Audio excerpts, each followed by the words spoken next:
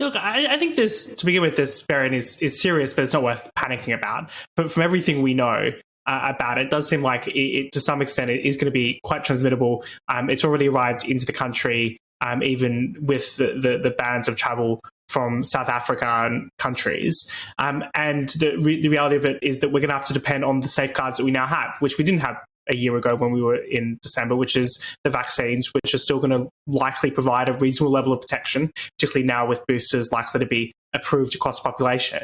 Are people willing to comply with restrictions? Well, I think increasingly less so. You see this anecdotally quite a lot, that whilst masks have been compulsory for quite some time on, let's say, transport for London services, let's say a majority haven't been wearing them.